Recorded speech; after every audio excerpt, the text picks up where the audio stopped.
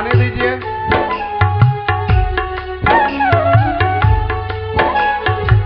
Photographer लोग रास्ते से हटे, आगे आ जाइए, आने दो सुदामा को, समय ज्यादा हो रहा है।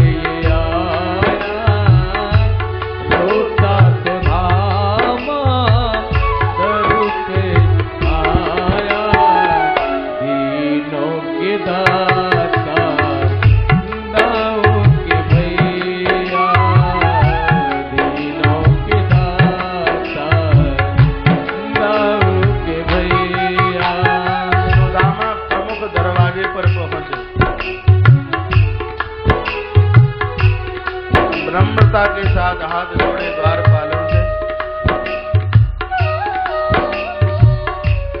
भैया मेरो बचपन को मित्र कृष्ण,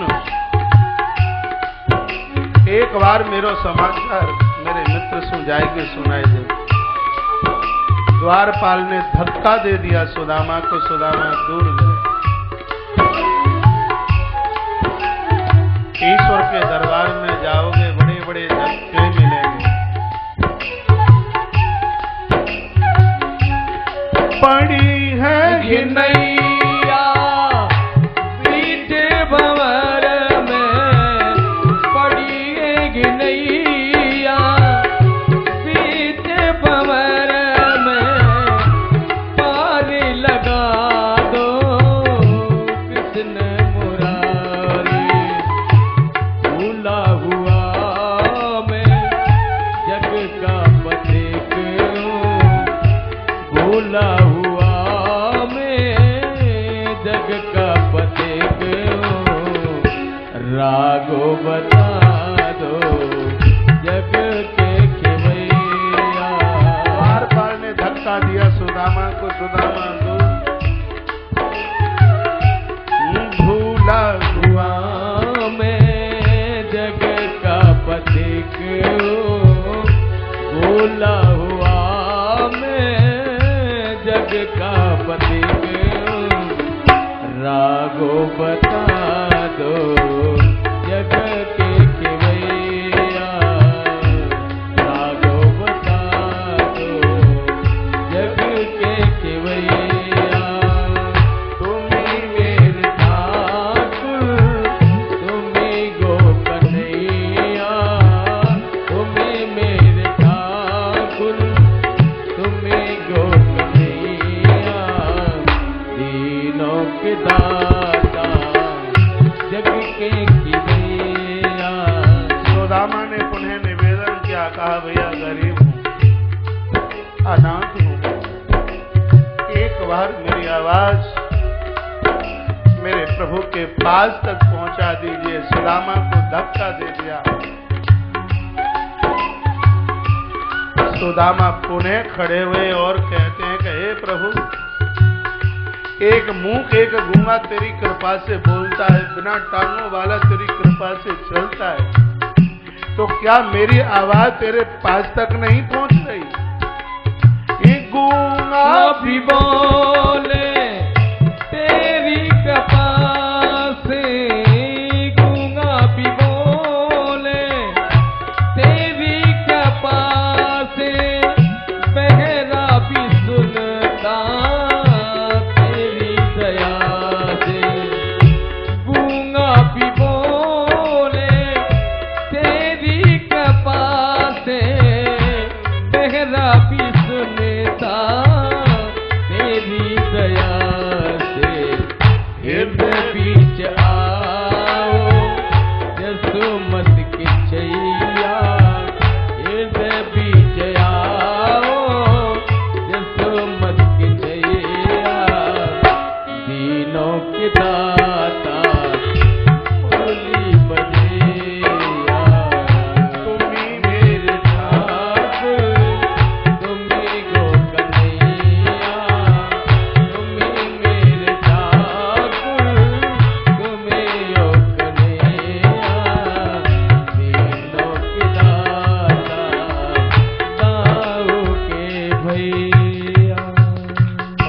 सुदामा ने आग्रह किया। एक द्वारपाल भगवान के सिंहासन की तरफ चला। द्वारपाल ने 7 कक्षों को प्रवेश करते हुए प्रभु के सामने हाथ जोड़ के कहा, भगवान मैंने बहुत बहुत गरीब अपने जीवन में देखे, लेकिन ऐसा विपन्न ब्राह्मण मैंने देखा नहीं। नरोत्तम दास जी ने तो बहुत कुछ लिखा है। धोती फटी लटी सी दुपटी और उपाय उपानहु की नहीं सामा, द्वार खड़ो ध्वज दुर्बल एक रहो चकित वसुधा अभिरामा, पूछत दीन दयाल को धाम बतावत आपड़ो नाम सुदामा। जैसे ही द्वारपाल ने सुदामा शब्द कहा, भगवान दौड़ पड़े महाराज। कब दौड़कर सुदामा के पास पहुंचे हैं प्रभु, जाके सुदामा को कंठ से लगा लिया। स्वामी सुखदेव मुनि ने कहा, राजन मैंने भगवान को खड़े होते तो देखा, लेकिन भगवान सुदामा के पास कब पहुंच गए यह तो मैं भी नहीं देख पाया। चलो फोटो बहुत खिंच गए, हट जाओ अलग। भगवान द्वारकानाथ सुदामा की उंगली पकड़कर अपने सिंहासन की तरफ लेके आ रहे हैं। यह कृष्ण और सुदामा का मिलन नहीं है, भक्त और भगवान का मिलन है।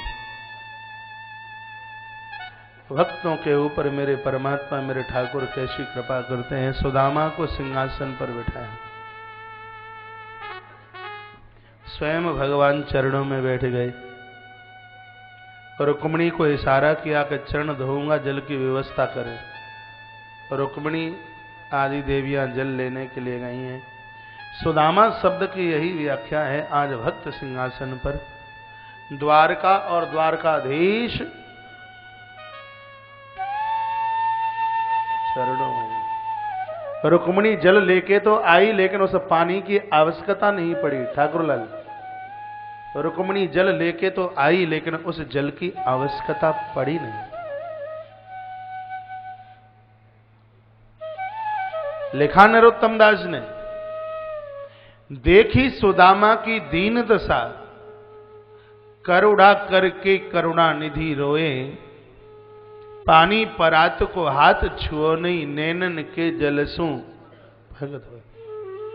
भगवान इतना रोए, अपने प्रेमाश्रुओं के द्वारा भक्त के चरणों को प्रभु ने धो दिया।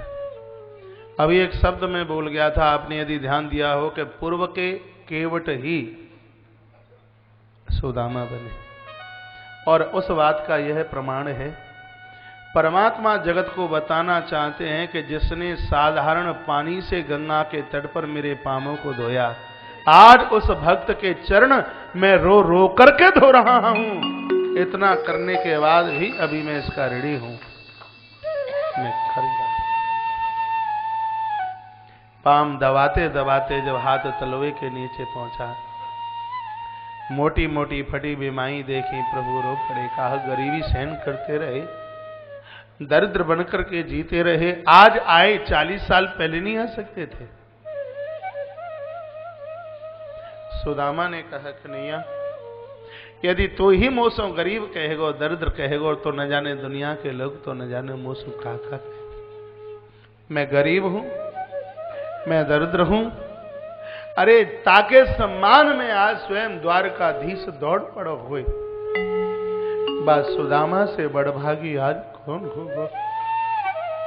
लाला कन्हैया आज अनाथ को सनाथ करती। लाला, मैंने तो कभी सोचा भी नहीं था कि मेरा गोविंद मेरा इतना मान करेगा। मैंने आज तक कभी किसी से कुछ मांगा नहीं। तेरे चरणों में माथा झुकाकर मैं ये मांगना चाहता हूं, तो यदि मुझे दे सके तो जन्म जन्म तक मुझे तू गरीबी देते। आज मेरी गरीबी को तेरा दर्शन हो रहा है। मैं अमीर होता, तेरी कृपा मेरे ऊपर नहीं बरसती। माधव, आज अनाथ को तूने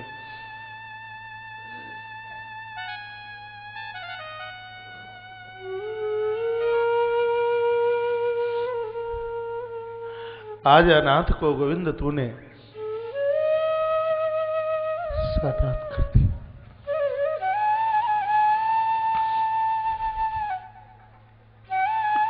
माधव, मुझे आज अपना वह पुराना समय आ रहा है। बचपन में हम दोनों एक ही गुरुकुल में गुरुजी के यहाँ पढ़े। मैंने तेरे भाग के 40 चने चबाए। तूने मुझे पूछा कटकट की आवाज कहां से आती है। मैंने बोल दिया सर्दी में दांत बज रहे हैं। गुरु माता को तूने आकर के कहा कि माँ तूने कुछ खाने को नहीं भेजा। माँ ने कहा मैंने चने सुदामा के हाथ से भेजे। पता लगा कि सुदामा ने चोरी की है। गुरुजी ने मुझे श्राप दिया कि सुदामा जा श्राप है कि तू गरीब दर्द बन जाए, लक्ष्मी छीड़ हो जाए। तेरी उस मानता को मैं कैसे भूलूं कि ये शब्द सुनते ही तू रो। तूने मुझे अपने कंठ से लगा लिया और मुझे ये बात कही थी, सुदामा जब गरीबी आए द्वारका चले आना, मैं द्वारका का राजा हूं। माधव, मैं ऋणी हूं, मैं कर्जदार हूं। तुझ जैसा महान व्यक्तित्व और किसी का नहीं हो सकता कृष्ण, नहीं हो सकता। मैं ब्राह्मण हूं और तो मेरे पास कुछ देने के लिए नहीं है। मैंने अपने जीवन में जो भी साधना की हो तो आज मैं तुझे देना चाहता हूं। जो अपने घर में तेरी तस्वीरें रख करके बंधन पूजा करेंगे, वह लोग अपने जीवन में दिन दूना रात्रि चौगने के रूप में उभरेंगे, वह सीधे तेरे धाम पहुंचे।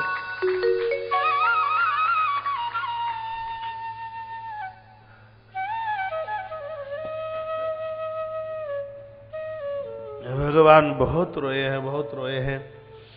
देवियां मन में विचार कर रही हैं कि जिस गद्दी पर बैठने का कभी सौभाग्य दादा बलराम को नहीं हुआ और उस गद्दी पर यह ब्राह्मण बैठा,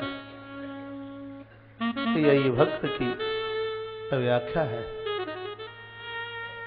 भगवान की देहली पर बहुत दिनों तक सुदामा रहे। प्रभु ने यह भी पूछा कि विवाह हुआ, नौता नहीं दिया। सुदामा ने कहा जल्दी में ब्याह है गयो, चिट्ठी कहूं पहुंची नहीं। लला क्यों ब्याह भयो का? भगवान ने सोचा 2-4 होता है, नाम लेके बता तो। 16,108 विवाह कितने नाम लूं का? बहुत से है गए।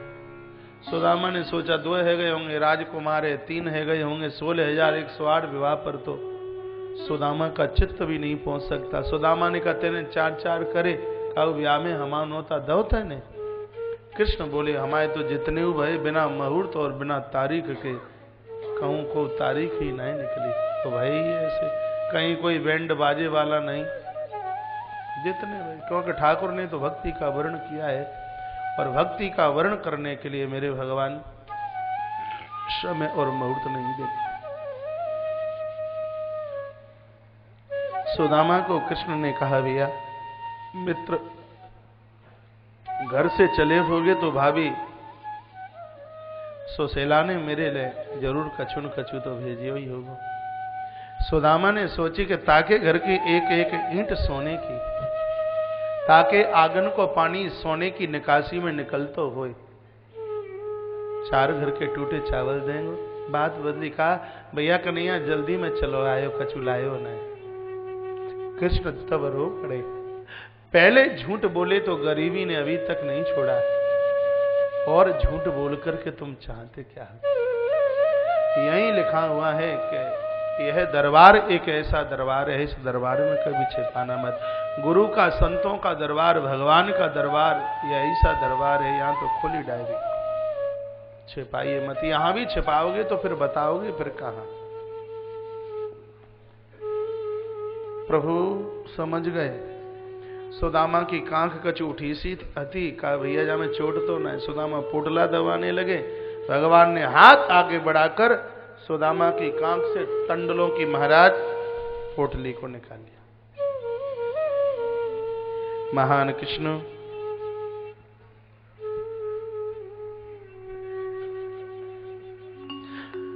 पोटली खोली है, 4 घर के टूटे 4 मुट्ठी चावल मेरे प्रभु ने देखे हैं, आंखें भर आई। यक्ष का आवाहन करते हुए भगवान ने 1 मुट्ठी चावल अपने मुंह में डाले हैं और सुदामा को 1 लोक का राजा बना दिया। दूसरी मुट्ठी चावल कुबेर का आवाहन करके भगवान ने मुंह में डालकर सुदामा को दूसरे लोक का राजा बना दिया। और जिस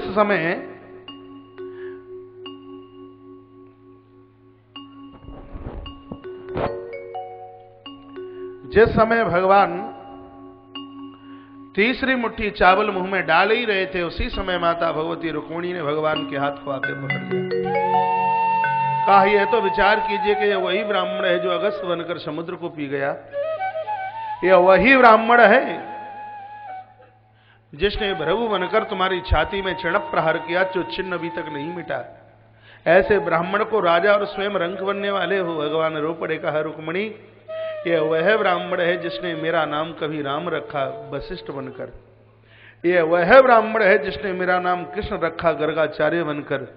और ध्यान करो, यह वह ब्राह्मण है, तुम्हें तो किसी शिशुपाल के साथ जाना था, लेकिन यह वही ब्राह्मण है जो तुम्हारी चिट्ठी लेकर के आया और तब मैंने तुम्हारा जाकर के वर्ण किया, और ऐसे इस ब्राह्मण के उपकार को तुम भूल गई हो।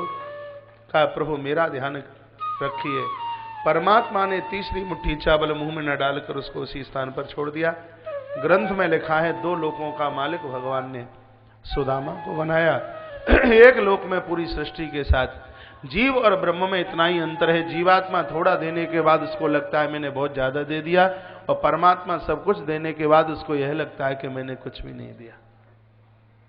सुदामा ने कहा लाला कन्हैया जो बताते ने रोटी केद नाते ना खाई, कच्चे चावल खातो ही जा रहो, कहते पेट में दर्द ना होगा। तब कृष्ण रो पड़े, ऐसे अपने पवित्र से भगत को जितना भी दे दूं उतना कम है। पूरे प्रसंग से भगवान ने मित्रता का भाव बताया। मित्र बनाना बहुत सरल है, मित्रता को निभा लेना यह बहुत कठिनाई की बात है। मित्र के दुख को अपना दुख समझना, नहीं तो जो न मित्र दुख होई दुखारी, ते नहीं बिलोकत पातक भारी। जो मित्र के साथ दगा करते हैं महाराज नरक की यातना का उनको भुगतान करना पड़ता है। प्रभु ने मित्रता का दर्जा, कुछ मित्रताएं ऐसी हैं जो बरकरार रही हैं। प्रभु राम सुग्रीव की मित्रता है। भगवान शंकर का मित्र कौन बना मालूम है? नहीं पता होगा। भगवान शंकर का मित्र कुबेर, इसलिए तो आज भी भोलेनाथ कैलाश पर वास करते हैं। अलकापुरी की राजधानी है कैलाश। यह स्थान कुबेर का था। शिव महापुराण में कथा आती है, भोलेनाथ को यह काशी से लेके कुबेर कैलाशपति भोलेनाथ को बना दिया। कैलाश को छोड़कर, काशी को छोड़कर भगवान कभी जाते नहीं हैं। उसी प्रकार से मेरे माधव, मेरे द्वारकाधीश के मित्र श्री सुदामा है। बड़ी कृपा की। सुदामा ने कहा भैया 3 दिन के कार्य आयो हो तो 3 महीना है भी भाई है, कहीं अनुमति हुई तो मैं चलूं। देवियां आई, लाइन लगी थी। कहा कितनी और हैं, पंक्ति बंद नहीं होती। का आदि उनाए भाई का मुंह पे तो आशीर्वाद नाए दो, जागो एक ही भेज देना, बांट बांट के ले लेंगे। महाराज आई है माता रुक्मिणी सत्यभामा चरणों में प्रणाम किया, आशीर्वाद दिया है। सुदामा खड़े हुए, भगवान विदाई देने के लिए जा रहे हैं।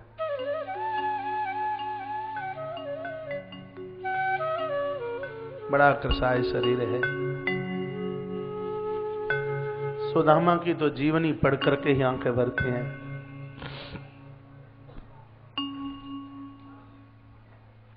सुदामा के ऊपर भगवान ने बड़ी करुणा की है। सुदामा 2 कदम आगे चढ़ते हैं, पीछे मुड़ मुड़ करके आ जाते हैं, छोड़ने का मन नहीं करता।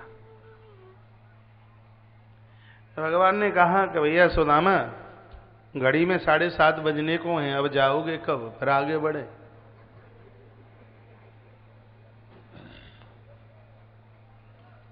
ग्रंथों में तो ऐसा लिखा है कि भगवान ने सुदामा के कपड़े भी उतरवा दिए चलते समय। क्यों? भगवान ने विचार किया कि जो मुझसे आकर के मिले उसके देह के ऊपर माया का आवरण तो रहना ही नहीं चाहिए। सुदामा कई बार लौटे, कई बार चले।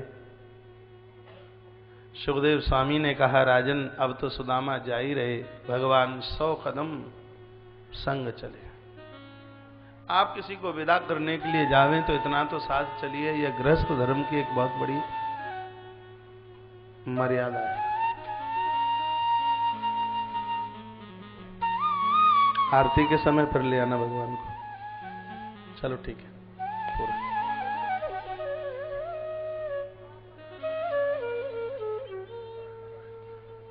सुदामा द्वारका से अपनी जन्मभूमि पहुंचे पोरबंदर, जहां सुदामापुरी और द्वारकापुरी में कोई अंतर नहीं है। भगवान ने सब कुछ दे दिया। देखिए, इसका मतलब यह नहीं है झांकी का कि हम अपना आपाई खो दे, बोलिए मत। सुशीला ने अपने पति को आते हुए देखा कि पतिव्रता पतिम दृष्टा प्रेमोत्कंठ सुलोचना, आंखें भराई रो पड़ी। पति की आरती उतारने लगी। स्वर्ण और चांदी के थाल हाथ में है। सुदामा ने कहा, कौन देवी है, मेरी आरती उतारती है, तेरा धर्म नहीं बिगड़ेगा? सुशीला ने कहा, मुझे पहचानो, मैं तुम्हारी सुशीला हूं। सुदामा ने कहा, सुशीला गरीबी आई तो इसका मतलब कि मुझे छोड़कर किसी गैर के साथ चली गई? ये सोने की थाली, यह अलंकार आभूषण कहां से? का सब द्वारकाधीश ने दिया है। सुदामा ने कहा, मैंने देखा द्वारकाधीश जिसने चलते समय वस्त्रों को उतरवा लिया, क्या देगा टका? सुशीला रो पड़ी, का प्रभु यदि मेरी आंखों में कोई परपुरुष न बैठा हो तो मेरी गवाही देने के लिए तुम्हें प्रकट होना पड़ेगा। इतना कहा तो सुदामा सुशीला के मध्य में भगवान द्वारकानाथ प्रकट हो गए। पछाड़ खा करके सुदामा चरणों में कहा, प्रभु मैं द्वारका छोड़ के आया और आप यहाँ कैसे? कहा, मेरे दर्शन के बाद घर में झगड़ा नहीं रहता, इसलिए तुम्हारी पंचायत तोड़ने के लिए आया हूं। ये जितना कुछ दिखाई दे रहा है वह सब मैंने ही दिया है। भगवान को लेने में भी देर नहीं लगती, भगवान को देने में भी देर नहीं लगती। कब करोड़पति को खाकपति बना दें और कब किसी सड़कपति को वह करोड़पति बना दें, उनके यहां बिल्कुल देर नहीं है। सुदामा ने कहा, मैंने तो स्वप्न में भी नहीं मांगा, आपने दिया है मुझे भजन से अलग करने के लिए। आपने दिया है तो अमानत आपके चरणों में समर्पित है और मैं ये चला। सुदामा ने उसी समय घर द्वार परिवार छोड़ दिया। परीक्षित ने पूछा, घर छोड़ना पहले ही छोड़ के चले जाते, इतनी कथा बीच में क्यों होती? सुखदेव स्वामी ने कहा, राजन छोड़ना नाम उसका है जो सब कुछ होते हुए छोड़ करके बता दे।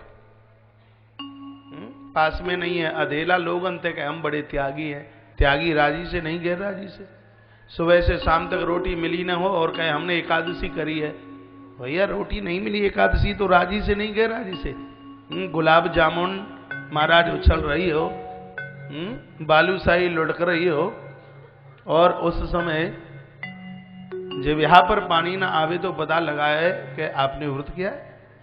सब कुछ होते हुए छोड़कर बता दे। लाखों रुपया महीने कमाते हो, परिवार में खूब मान सम्मान हो और उस समय घर गृहस्थी छोड़कर आप वन के लिए चले जाएं, बड़ा मुश्किल है। बंधुओं, आप सब कुछ कर सकते हैं, घर नहीं छोड़ सकते। घर छोड़ना बड़ा मुश्किल है।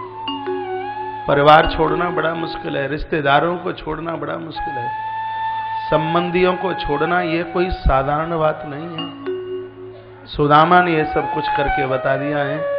पूरे प्रसंग से यह कहना चाहता हूं मैं, अपराधी हुए है जो ईश्वर से दूर है, बड़भागी हुए है परमात्मा के चरणों में। ईश्वर के चरणों में जी रहा है उससे अमीर नहीं, और ईश्वर के चरणों से भागा है उससे बढ़कर के और कोई दूसरा गरीब नहीं। सुदामा चरित्र से यही सीखने के लिए मिलता है। तत्पश्चात वेद स्तुति का वर्णन किया। वेदों ने सोते हुए भगवान नारायण की कैसे स्तुति की। श्रीमद् भागवत के 10वें स्कंद के 87वें अध्याय में जय जय जय जाम मजित दोष बड़ी सुंदर। हमारे संस्कृत के कॉलेजों में, स्कूलों में जब श्रीमद् भागवत पढ़ाई जाती है तो सबसे पहले वेद स्तुति का गायन कराया जाता है। वेद स्तुति का गायन किया गया। एक एक पहलू, एक एक शब्द आनंद से भरा हुआ है। तत्पश्चात वसुदेव जी महाराज के यज्ञों का वर्णन किया। सुभद्रा का विवाह किस प्रकार से अर्जुन के साथ, और सुभद्रा विवाह में भगवान जगन्नाथ की उत्पत्ति की कथा का वर्णन किया गया। समय बहुत कम रहा, समय दिया भी बहुत। अब जीवन भर बोलते रहो तो भगवान की कथा पूरी ना हो। ये माता है मुझे 10 मिनट और देने, आपने बड़ी मेहनत की है। आइए 10वें स्कंद को भगवान के चरणों में समर्पित करते हैं और श्रीमद् भागवत के 11वें स्कंद में प्रवेश करें। उससे पहले बोलिए ओम हरये नमः। ओम हरये नमः। द्वारा से बोलिए क्या बोलना है? अरे आप तो समझदार हो गए। ओम नमो भगवते वासुदेवाय। 31 अध्याय है एकादश स्कंद में। जिन्होंने अभी तक कथा ना सुनी, सुन लो 10 मिनट की कथा। अभी तक परिसर में थे वह इतने बड़भागी नहीं, जो अब बैठे हैं वह भाग्यशाली हैं। जो कार्यकर्ता जन इधर उधर व्यवस्थाओं में लगे हों वह भी कृपया 10 मिनट के लिए इस परिसर में बैठ जाएं। आपने बड़ी मेहनत की है। हम परीक्षित के मोक्ष की तरफ चलेंगे। एकादश स्कंद का आरंभ है। एवं विवशतो राजन सत्य सत्य संकल्प ईश्वर साप व्याजेन विप्राणाम संजते हे स्वकुलम। राजा ने प्रश्न किया कि भगवान के होते हुए यदुकुल का उद्धार श्रृंगार हो गया, कथा तो सुनाइए, कारण क्या बना है। समझने लायक कथा है। एक बार भगवान श्री कृष्ण ने अपने सभी पुत्र प्रपौत्रों को पास बैठाया और प्रवचन में कहा कि बेटा सब कुछ करना, संत का अपमान मत कर देना। साधु का अपमान करने वाले को ईश्वर भी नहीं बचा सकता। यह भगवान का वाक्य था। आप सुन नहीं रहे? आरती करा दूं? कृष्ण कहते हैं अपने पुत्रों को बेटा सब कुछ करना, लेकिन संत का अपमान मत करना। संत का अपमान जिसने किया है उसको ईश्वर भी नहीं बचा सकता। बच्चे खिलखिला करके खड़े होकर के चले गए। भगवान सिंहासन पर अकेले बैठे रह गए, प्रवचन के बीच में से चले गए। सो जैसे ही द्वारका से बाहर निकले हैं, एक पिंडारक नाम का एक क्षेत्र जहां महात्मा लोग चातुर्मास कर रहे थे, तो एक ने दूसरे से कहा आजकल हमारे पिताजी को बाबाजियों की बड़ाई करने से फुर्सत नहीं है, तो जरा थोड़ी सी इनकी परीक्षा भी ले लेंगे, कितने तपस्वी हैं। सो जामवंती का बेटा था सांब, तो इसके पेट के ऊपर इतने कपड़े लिपेटे कि इसको गर्भिणी स्त्री का रूप दे दिया और महात्मा जी के पास पहुंचे और वह भी मुलाकात दुर्वासा जी से हो गई। दुर्वासा जी को कहा कि यह देवी बच्चे को जन्म देने वाली है, यह बता दीजिए कि बेटा होगा कि बेटी। बिल्कुल वर्तमान की कथा है कि घर में 2 बेटियों का जन्म हो गया, तीसरी ना आ जाए, घबरा करके चले गए डॉक्टर के पास और वह घृणित काम किया कि ईश्वर कभी माफ ना करे। कभी भी गर्भ का परीक्षण नहीं, जघन्य अपराध। जो भाग्य में लिखा है ईश्वर पूरा करे। संतों को पूछा बेटा का बेटी, महात्मा ने कहा अच्छा इतनी बड़ी तुम्हारी हिम्मत, ईश्वर आए खानदान में तो इस बात का अभिमान। जाइए हमारा श्राप है तुम्हारे लिए, जनश्यति वो मंदा मूसलम कुलनाशनम। इसके उदर से ना बेटा ना बेटी, इसके उदर से एक धान कूटने वाले यंत्र का जन्म होगा।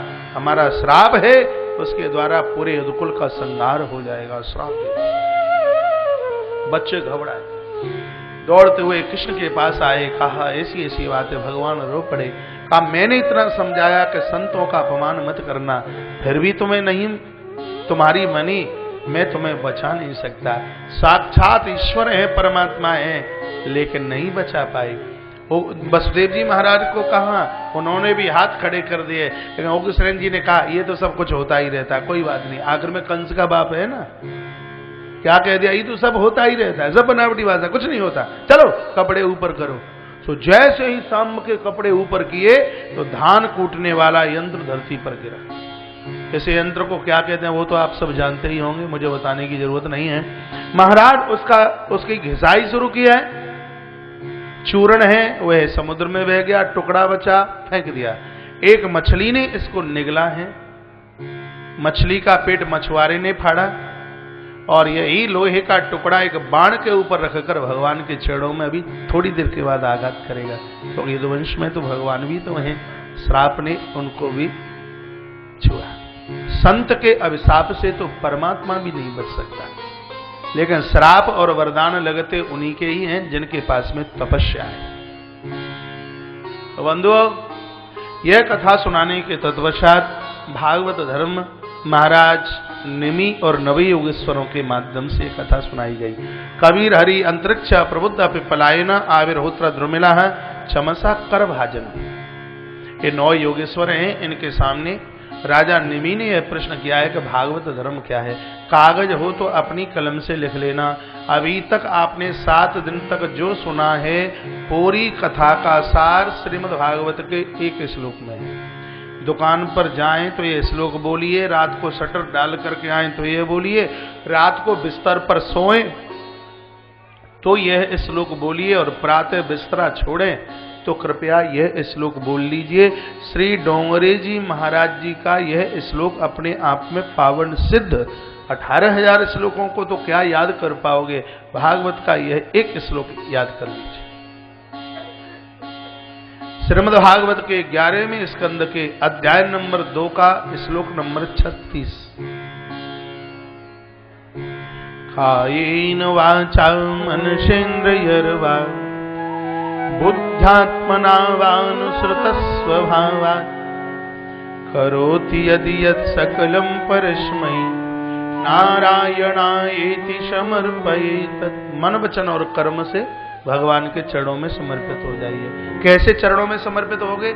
रात को बिस्तर पर पहुंचे तो हाथ जोड़ करके कहें, भगवान मैंने दिन में जो भी कुछ किया आपकी प्रसन्नता के लिए, यदि कोई गलती हुई है मेरे दिमाग में सुधार देना, ये गलती दोबारा न करूं। ऐसे ही कह के सोना और ऐसे ही कह करके जागना, यही जीवन का सर्वोच्च भागवत धर्म है। कायेन वाचा मनसेन्द्रियर्वा बुद्ध्यात्मना वानुसृतस्वभावात् करोति यदि यत् सकलं परस्मै नारायणायेति समर्पयेत्। यह श्लोक है। कथा तो बड़ी विलक्षण है। अभी मैं नवरात्रा में कथा आगरा के पास कर रहा था। गांवों की कथा बड़ी अजीब होती है। एक तो कीर्तन नहीं चलता 1 सेकंड के लिए। ये मेरी जितनी भी है संगीत मंडली दिखाई दे रही है, गांवों की कथा में हारमोनियम का स्वर नहीं निकलता। 5 घंटे की कथा करो और ये पन्ना खोलकर कथा करनी पड़ेगी। गांव और सिटी की कथा में एक बहुत बड़ा अंतर है। शहरों में यदि ग्रंथ का कागज खोल करके कथा कह दी जाए तो लोग कहेंगे कि इनसे तो कुछ आता ही नहीं है, कागज पढ़ पढ़ के कथा कर रहे हैं। और गांवों में यदि पोथी बंद करके कथा कही जाए तो कहा आचार्य से कुछ आता नहीं है, रटंतु कथा कह रहा है, उसने तो पोथी का पन्ना ही नहीं खोला। भगवान की बड़ी कृपा है महाराज, हम तो सक्सेसफुल शहर में भी हैं, गांवों में भी हैं। गांवों में एक एक सांस में 25-25 श्लोक बोल करके कथा होती है। कभी मैं बुलाऊंगा किसी गांव में जब कथा होगी तो। अभी मैंने एक 7-8 दिन की कथा करी। अब विश्वास करना, मैंने 7 दिन की कथा में कम से कम कुछ नहीं तो 2000 श्लोक बोले। 2000। और एक कीर्तन तो बहुत होता है, 1/4 कीर्तन भी नहीं। वहां की कथा का अपना कुछ अलग टेस्ट है, यहाँ की कथा का अपना अलग रस है। जहां जैसी जगह तो वहां वैसी कथा। तो वहां यह 11वें स्कंद की कथा 2 दिन तक चली, जिसको मैं 2 मिनट में पूरा कर रहा 2 दिन तक कथा। वहां के महानुभाव रामपुर से श्री पुरुषोत्तम लाल जी बैठे होंगे, ऐसे कई महानुभाव हैं उस क्षेत्र से आए। वे अपने मन में सोच रहे होंगे हमारे यहाँ पन्ना पलट पलट के कथा कही, और यहाँ तो पोथी बंद है, मुकुट लगा हुआ है, तो मैं उनको बोल दूं कि शहरों में यदि मैंने पोथी खोल दी तो लोग कहेंगे इनसे कुछ आता ही नहीं है। तो इसलिए जहां जैसी जगह वहां वैसी कथा। एक चैनल पर हमारी कथा लाइव टेलीकास्ट हुई थी पिछले साल वीरेंद्र भैया, तो वहां में जब वो पेज खोल खोल करके यूं रख रहा, कई फोन लोगों के मेरे पास आए, कहा महाराज जी तो क्या आप कथा करना भूल गए हो क्या? मैंने कहा क्या हो गया, हाथ में पन्ना ले लेके कागज ले ले करके कथा करते हो? मैंने कहा ये कथा शहर में नहीं, कथा गांव में चल रही है और यहाँ की मर्यादा यही है। बोलिए बांके बिहारी लाल की जय हो, कृष्ण कन्हैया लाल की जय हो। तो इस एकादश स्कंद में भागवत धर्म का वर्णन किया गया।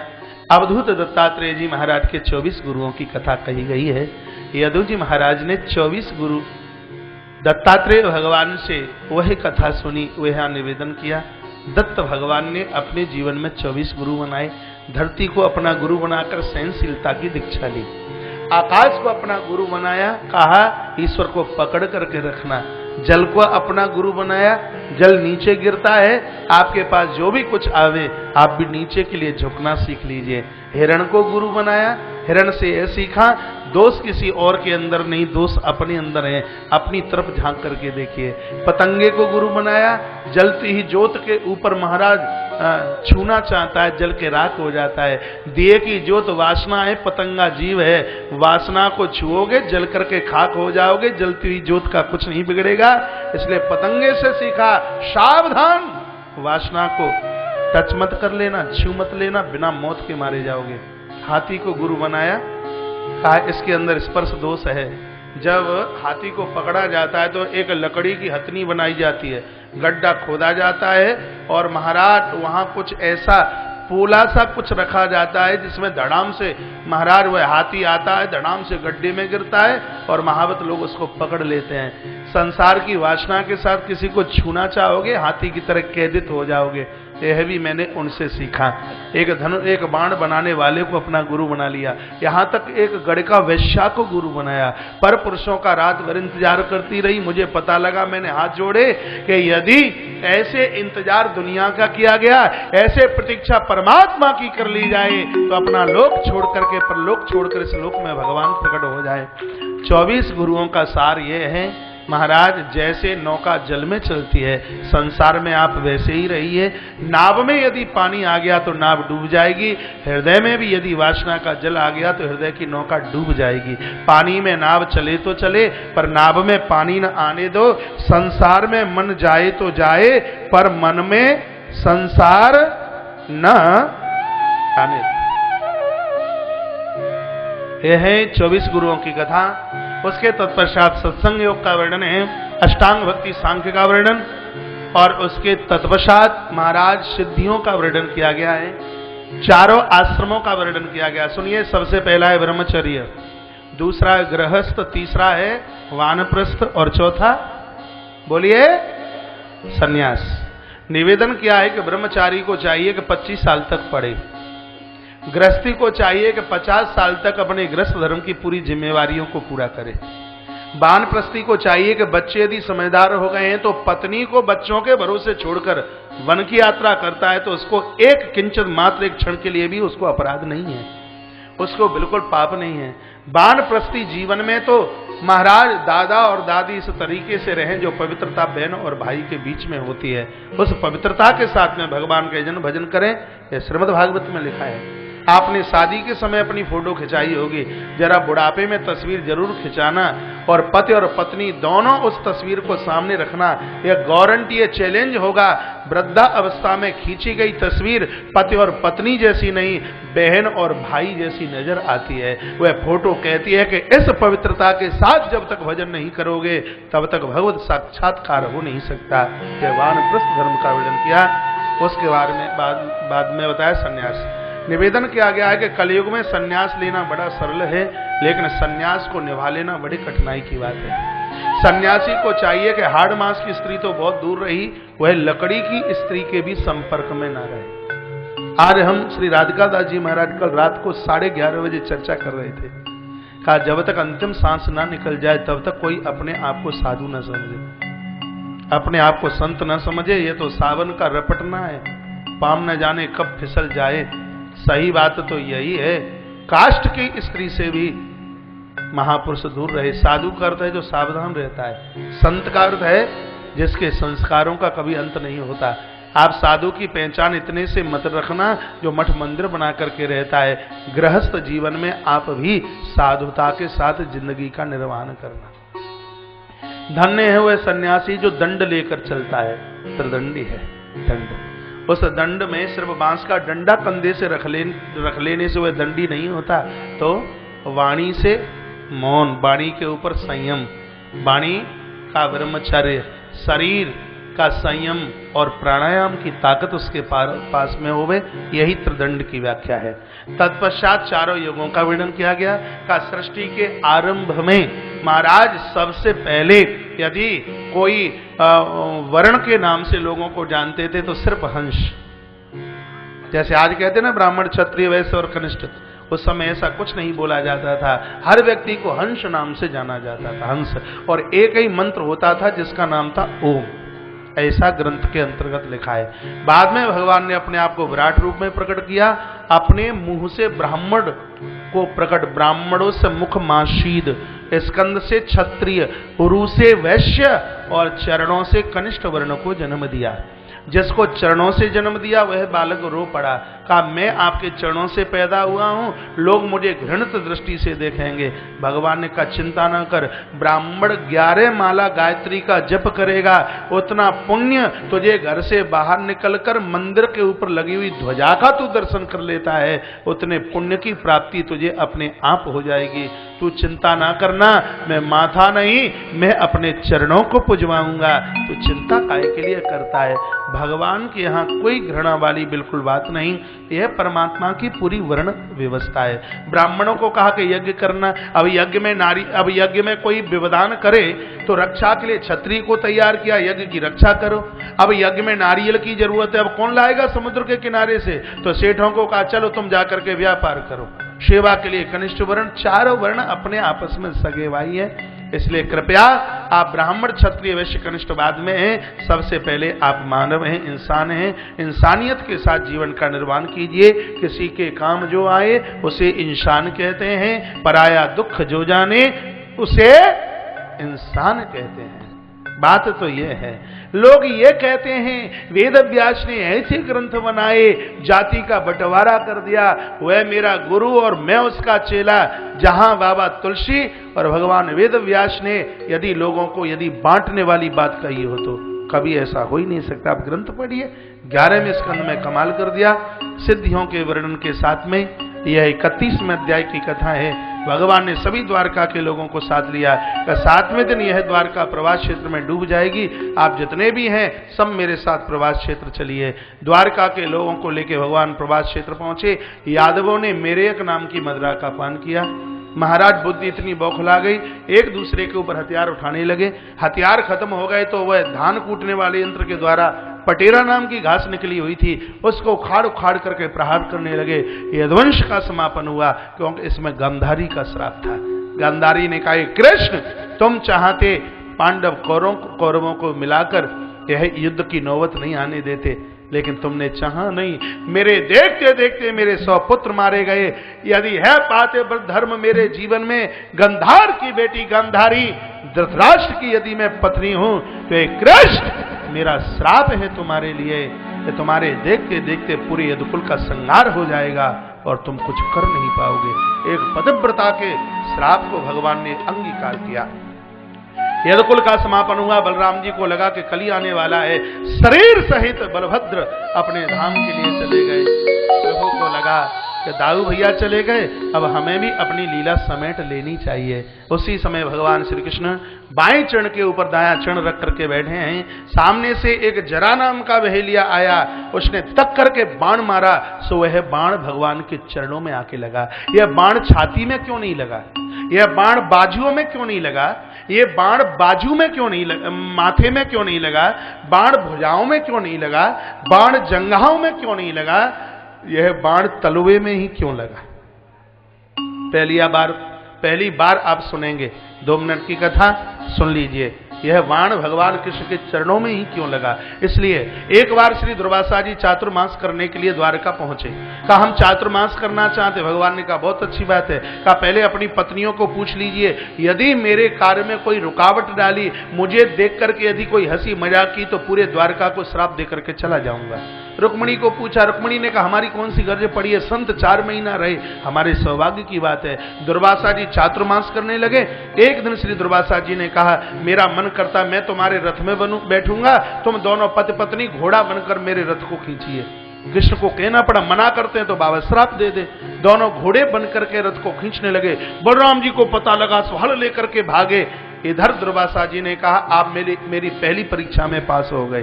द्वारा से दुर्वासा जी बोले संत चरणों में पहुंचोगे, बड़ी बड़ी परीक्षाएं होती हैं। दुर्वासा जी ने फिर एक दिन कहा मेरा मन करता है कि बढ़िया प्योर दूध की खीर खाना चाहता हूं, रुक्मिणी तस्मई बनाए। माता रुक्मिणी ने खीर बनाई। पहले तो खूब दुर्वासा जी ने खीर खाई, जो बकाया बची तो कह दिया कृष्ण को कि चोटी से लेकर के नीचे तक ये पूरी की पूरी खीर अपनी देह से तुम लिपेट लीजिए। भगवान ने उस बची हुई खीर को देह से लेपन किया, लेकिन जब तलवों का नंबर आया तो भगवान सोचने लगे संत का प्रसाद तलवे में लगाऊंगा, प्रसाद का अपमान हो जाएगा, इसलिए वह प्रसाद तलवे में लगाया नहीं। दुर्वासा जी आए, देखा कि भगवान की देह से खीर लगी है। दुर्वासा जी रो पड़े। दुर्वासा जी ने कहा प्रभु बहुत बुरा हो गया। क्यों? जहां जहां तुमने खीर लगाई शरीर से वो वज्र की तरह मजबूत हो गया, लेकिन तुम्हारा तलवा कच्चा रह गया। जब कोई आघात होगा तो तुम्हारे शरीर में नहीं, बाण तुम्हारे तलुए में लगेगा। इतने में वह रुक्मिणी चल के आई। रुक्मिणी ने भगवान की देह पर लगी हुई खीर को देखा तो रुक्मिणी ने कहा बाबा जी के चक्कर में तुम भी फंस गए, ये खीर लपड़ेने की वस्तु है या खाने की वस्तु है? दुर्वासा जी की मजाक की गई। दुर्वासा जी इतने कुपित हो गए। दुर्वासा जी ने कहा ए रुक्मिणी, कृष्ण की पत्नी बनने का तुझे अभिमान है तो जा, मेरा श्राप है तेरे लिए। कृष्ण के साथ भले ही तेरी 7 भामर पड़ी हैं, लेकिन कृष्ण के बगल में पूजा तेरी नहीं, कृष्ण के बगल में पूजा तो भगवती राधा की होगी। इसलिए मंदिरों में भगवान कृष्ण के साथ रुक्मिणी नहीं, मंदिर में भगवान श्री कृष्ण के साथ भगवती राधा का पूजन होता है। ये महात्मा दुर्वासा जी का वरदान और रुक्मिणी के लिए यह श्राप था। बोलिए बांके बिहारी लाल की जय, कृष्ण कन्हैया लाल की जय। जय श्री राधे श्याम। बाण चरणों में लगा। बगल में सारथी दारुक खड़ा हुआ था। दारुक को द्वार कहमित्य प्रभु रो पड़े। कहा भैया दारुक मेरे अर्जुन को कह देना जितने भी गोप गोपियां बचे हैं सबको साथ में लेकर के वे हस्तिनापुर चला जाए। यह द्वारका से ठीक 7वें दिन समुद्र में डूब जाएगी। दारुक रो पड़ा। उसी समय से घनघोर वर्षा हुई और उस विद्युत प्रवाह के साथ भगवान शरीर सहित, भगवान की मौत नहीं हुई, ध्यान रखना, राम जी की मृत्यु नहीं हुई, ध्यान रखना। यदि जो ये कहें कि रामकृष्ण की मृत्यु हुई, समझ लीजिए कि सनातन धर्म के वह बहुत बड़े दुश्मन हैं। उन्होंने पुराणों का एक पन्ना भी खोल करके नहीं देखा, कहीं भी भागवत में नहीं लिखा कि भगवान की मृत्यु ही हो। मेरे भगवान शरीर सहित अपने धाम के लिए चले गए हैं। महाराज परीक्षित महाराज की आंखों में से आंसुओं की धार चल पड़ी। 31वां अध्याय यहाँ 11वें स्कंद का पूरा हुआ। बोलिए ओम हरे नमः। ओम हरे नमः। 12वें स्कंद में 13 अध्याय और परीक्षित के मोक्ष की कथा है। ये 2.5 मिनट की कथा आप सुन लेते हैं। भगवान के चरणों में पूरी उपस्थिति आपकी है। रो पड़े परीक्षित। कहा गुरुजी यह बताइए कि भगवान के जाने के बाद फिर यहाँ का राजा कौन हुआ?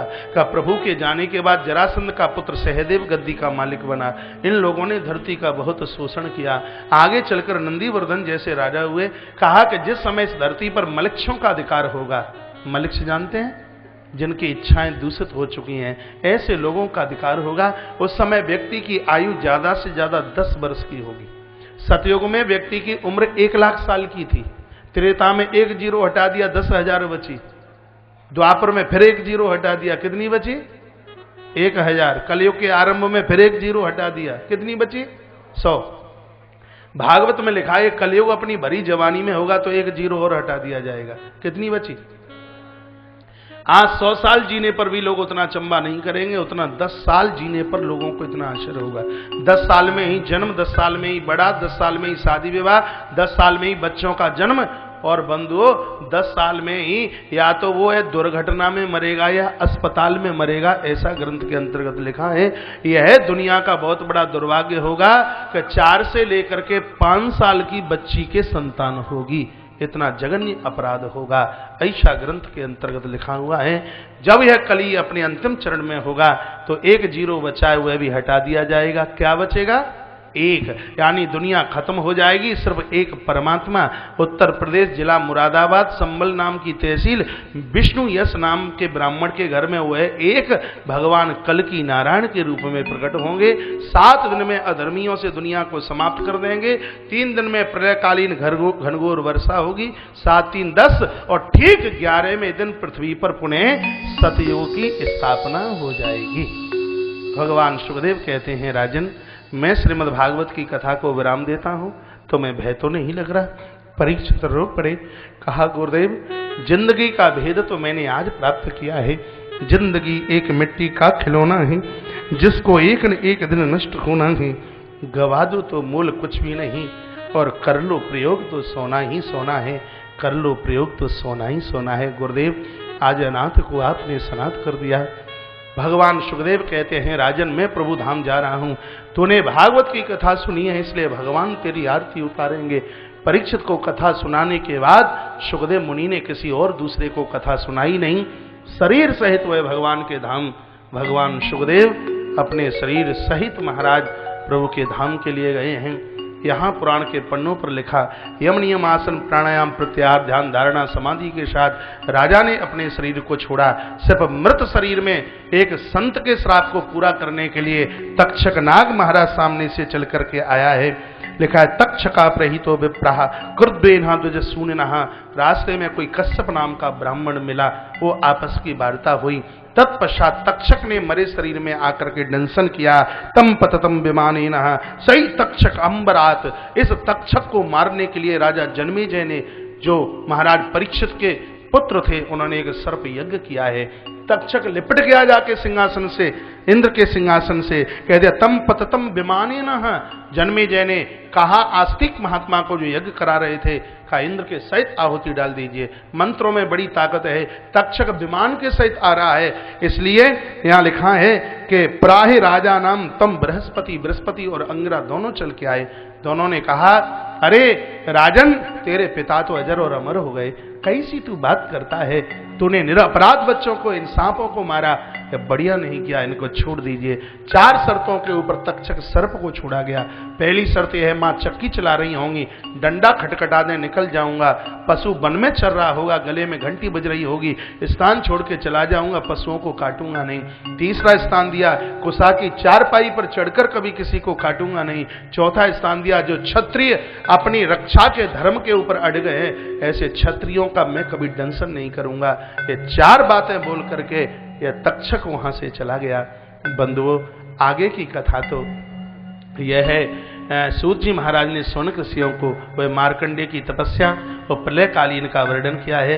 तत्पश्चात श्रीमद् भागवत की संक्षिप्त सूची का वर्णन, जिसको 1 सेकंड में मैं पूरा कर दूं। श्रीमद् भागवत में 335 अध्याय, 18,000 श्लोक और 5,76,000 शब्द हैं। 6 अध्याय आरंभ में पद्म पुराण से, 7-8 अध्याय बाद में स्कंद पुराण से लिए गए। पहले स्कंद में 19 अध्याय हैं, दूसरे स्कंद में 10 अध्याय हैं, तीसरे स्कंद में 33 अध्याय हैं, चौथे स्कंद में 31 अध्याय हैं, 5वें स्कंद में 26 अध्याय हैं, 6वें स्कंद में 19 अध्याय हैं, 7वें स्कंद में 15 अध्याय हैं, 8वें स्कंद में 24 अध्याय हैं, 9वें स्कंद में 24 अध्याय हैं, 10वें स्कंद में 90 अध्याय हैं और 11वें स्कंद में 31 अध्याय हैं और श्रीमद् भागवत के 12वें स्कंद में 13 अध्याय हैं। संक्षिप्त सूची के तत्पश्चात पुराणों के मंत्र श्लोकों का वर्णन किया गया है। का 17 पुराण है, 18वां महापुराण है जिसका नाम है श्रीमद् भागवत महापुराण। सबसे पहले पुराण बनाया गया जिसका नाम था ब्रह्म पुराण। ब्रह्म पुराण में 35,000 श्लोक। दूसरी बार पुराण बनाया गया जिसका नाम था पद्म पुराण, जिसमें 55,000 श्लोक। तो उसके बाद शिव महापुराण में 24,000 श्लोक, विष्णु पुराण में 23,000 श्लोक, मत्स्य पुराण में 14,000 श्लोक, श्रीमद् भागवत महापुराण में 18,000 श्लोक, सबसे बड़ा पुराण है स्कंद पुराण जिसमें 81,100 श्लोक हैं। सबसे लास्ट में पुराण बनाया गया जिसका नाम था ब्रह्मांड पुराण, क्योंकि दुनिया में सब कुछ ब्रह्म और ब्रह्मांड के बीच में ही समाया हुआ है। हमारे सभी पुराणों की श्लोक संख्या है 4,00,000 4 लाख। 1 लाख श्लोक महाभारत में है, कुल मिलाकर 5 लाख श्लोक होते हैं। ग्रंथ में लिखा है जीवात्मा 5 लाख श्लोकों में से यदि एक श्लोक के ऊपर भी लटक जाए तो वह भव सागर में डूबेगा नहीं, भव सागर में वह उबर जाएगा, उसका कल्याण हो जाएगा। इतना बड़ा प्रभाव इन 5 लाख श्लोकों का है। एक श्लोक को भी यदि जीवन में उतार लिया है तो जीवन सार्थक हो जाएगा, जीवन धन्य धन्य हो जाएगा, ऐसा निवेदन किया। उसके तत्पश्चात सर्व वेदांत सार में ही श्रीमद् भागवत मिष्यते, श्रीमद् भागवत में सभी वेदांत और उपनिषदों का सार है।